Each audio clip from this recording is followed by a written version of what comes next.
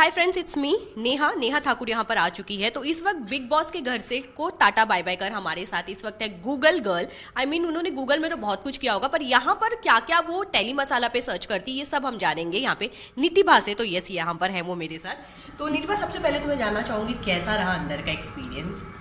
बहुत अच्छा था।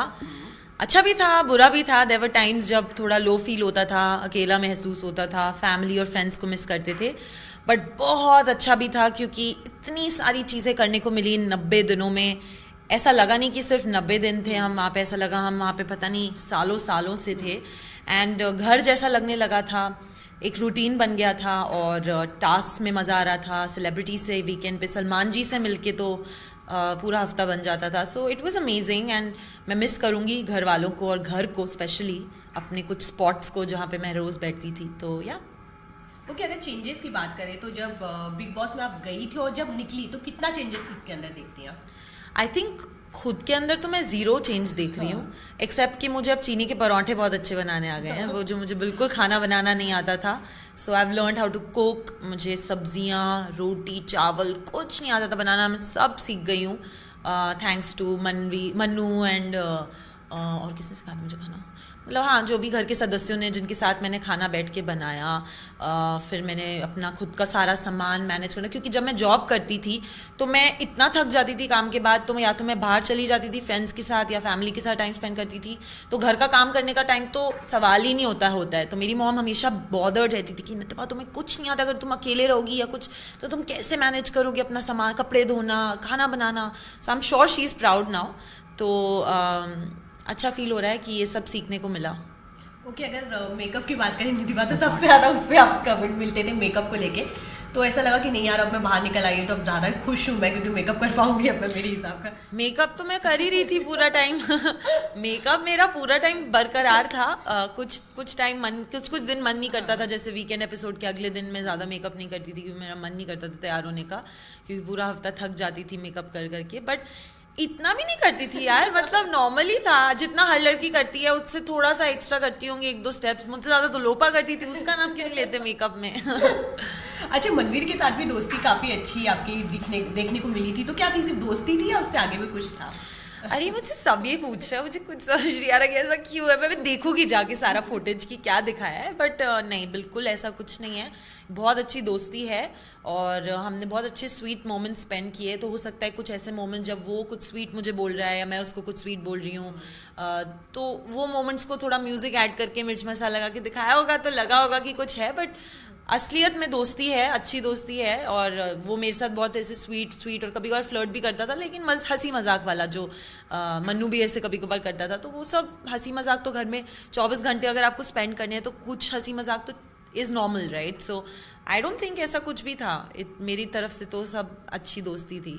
अच्छा, बानी को लेकर पहले आप ये बात देखने मिला था कि सलमान उनका बहुत ज्यादा सपोर्ट करते हैं, आपने जैसे ही कहा था। उसके बाद निकलते निकलते बानी के साथ बहुत अच्छी दोस्ती हो चुकी थी आपकी। तो चेंजेस बानी के अंदर देखा था जब आपने? नहीं, बिल्कुल भी नहीं। बानी वैसी ही है मोस्टली जैसी वो शुरू से थी। बट मेरी शुरू से आपने नोटिस किया होगा उससे कोई प्रॉब्लम नहीं थी, अपार्ट फ्रॉम आई थिंक जब नॉमिनेशंस में एक बार उसने मेरा बलून फोड़ दिया था गौरव जी के स्ट्रैटेजी के चक्कर में, तो तब मैं अपसेट थी उससे। But apart from that I think हमारी कभी कोई लड़ाई, कभी कोई आर्गुमेंट कुछ नहीं हुआ। We use to get along really well. जब आकांक्षा भी घर में थी, हम दोनों हमेशा इंग्लिश गाने गाते थे, वो हमेशा मेरे साथ गाती थी, चिल करती थी।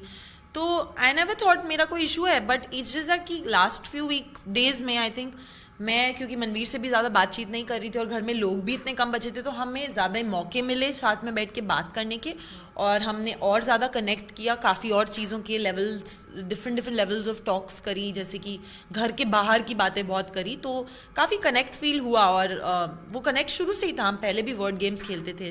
तो आई डोंट नो, कुछ अलग तो नहीं है। बट टाइम ऑफकोर्स मैंने कुछ दिनों में ज़्यादा स्पेंड किया उनके साथ, ऑफ कोर्स। अच्छा, फाइट की बात कर रही हो तो हमेशा बिग बॉस में किसी ना किसी की फाइट चलती रही है। अभी रिसेंटली लोपा और बानी की बहुत बड़ी फाइट हुई है, तो उसके बारे में क्या बोलना चाहेगी?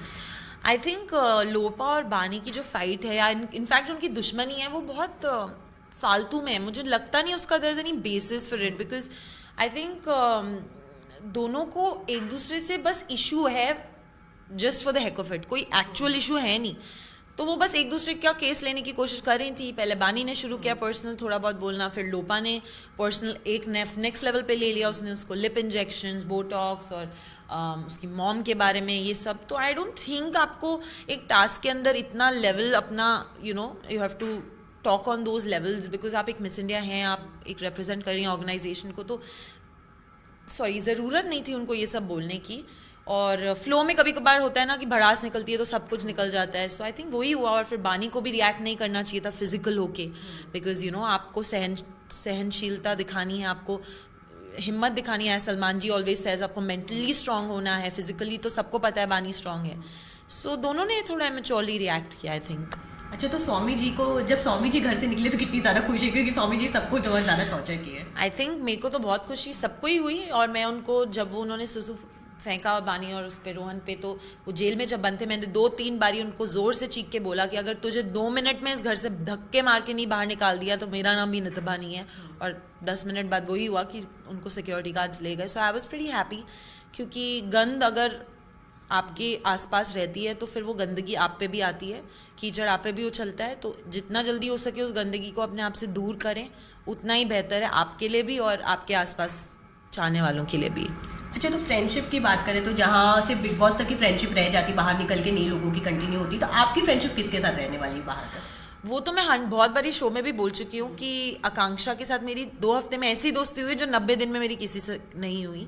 तो आकांक्षा से तो मैं ऑलरेडी बात कर चुकी हूँ, तो उसके साथ मेरी दोस्ती 100% बाहर रहने वाली, बिकॉज हम बहुत सिमिलर हैं। हमने बहुत लेवल्स पे कनेक्ट किया, डिफरेंट बातों पे कनेक्ट किया। सो आई एम श्योर मैं आकांक्षा के साथ दोस्ती मेंटेन रखूँगी। और उसके अलावा मैं मनवीर से भी, वो भी दिल्ली में ही रहते हैं, तो उनके साथ भी डेफिनेटली। और बाकी एक्चुअली सभी घर वालों के साथ मेरा कोई भी इशू नहीं है, क्योंकि स्वामी ओम और प्रियंका के अलावा आई थिंक किसी के साथ भी मेरा कोई दुश्मनी या झगड़ा नहीं है। सो एवरीवन, अगर मैं किसी को भी मिलूंगी तो अच्छे से ही मिलूंगी। ओके, तो मैं कुछ सवाल पूछूंगी, सिर्फ आपको उस वर्ड से उनको रिलेट करना है, बस इतना ही करना है। ओके, सबसे स्वीट घर वाला कौन है? सबसे स्वीट? हाँ, मोनालिसा। अच्छा, मोना सबसे ज्यादा स्वीट है। सबसे ज्यादा जो क्रिएट करता हो सीन घर में?